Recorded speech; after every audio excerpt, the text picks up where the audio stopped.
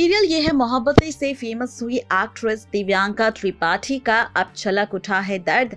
दरअसल बॉलीवुड और टीवी की कास्टिंग काउच कुछ नया नहीं, ग्लैमर इंडस्ट्री के बड़े स्टार्स इसका सामना कर चुके हैं। ऐसे में एक्ट्रेस दिव्यांका त्रिपाठी ने भी अपने कास्टिंग काउच पर किया खुलासा। जी हाँ, आपको बता दें कि दिव्यांका त्रिपाठी ने खुलासा किया और कहा कि वो भी कास्टिंग काउच का सामना कर चुकी है। कई लोगों ने उनका फायदा उठाने की कोशिश की। इंडस्ट्री के बारे में दिव्यांका को ज्यादा पता नहीं था और यही नहीं, उनके करियर को बर्बाद करने की धमकी भी दी गई थी, लेकिन उन्हें जल्द ही पता चल गया था कि ये सब बकवास है।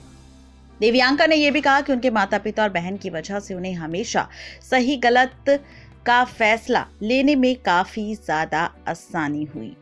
अपने करियर के शुरुआती दिनों में दिव्यांका ने कहा कि वो अपने कंफर्ट जोन में रहना पसंद करती थी, इसलिए वो कभी इंडस्ट्रीज की पार्टी में शामिल नहीं हुई। बॉलीवुड के साथ उन्होंने ज्यादा नाता नहीं रखा। इंटरव्यू में दिव्यांका ने कहा कि जब आपको पहला ब्रेक मिलता है तो बहुत लोग अलग अलग तरह का फायदा उठाने की सोचते हैं, जहां पर आपको दिमाग का इस्तेमाल करना है। आपके कॉन्ट्रैक्ट में एक तरह से आपको लूटा जाता है। शुरुआत में पता नहीं होता तो कम पैसों से ज्यादा काम करवाया जाता है।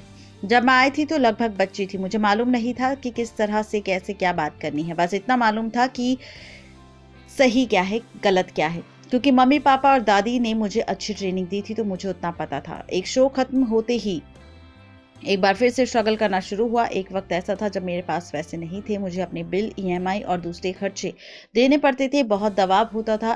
फिर एक ऑफर आया, उसका डायरेक्टर के साथ जाना पड़ा और एक बड़ा ब्रेक मिल जाएगा। लेकिन मुझे क्यों? तो मुझसे क्या कहा गया कि तुम सच में इंटेलेक्चुअल हो, ये वो है।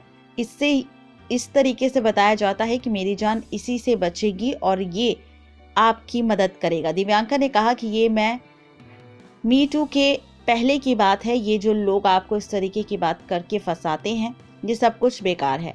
आप आगे बढ़ सकते हैं अपने करियर, आपका करियर खत्म हो जाएगा। लेकिन मुझे बड़ा मजा आता था क्योंकि मुझे पता था कि ये सब बकवास है। मैंने शुरू में देख लिया था कि मुझे टैलेंट की वजह से मेरा पहला काम मिला था, तो अगर मुझे पहला काम मिला है तो आगे भी मिलेगा। दिव्यांका को लेकर इस तरह की बातें फैली थी कि वो बहुत नखरे करती है। इस पर उन्होंने कहा, उस समय अपनी बात रखने का कोई सोर्स नहीं था। आज के वक्त में मैं सोशल मीडिया काफी आगे है और यहाँ जाकर मैं अपने मन की बात सामने रख सकती हूँ, जिससे लोगों को पता चल सकता है कि मैं कैसी थी और जिन्होंने उनके खिलाफ ऐसी बातें फैलाई वो लोग कैसे थे। नेक्स्ट 9 लाइव की रिपोर्ट।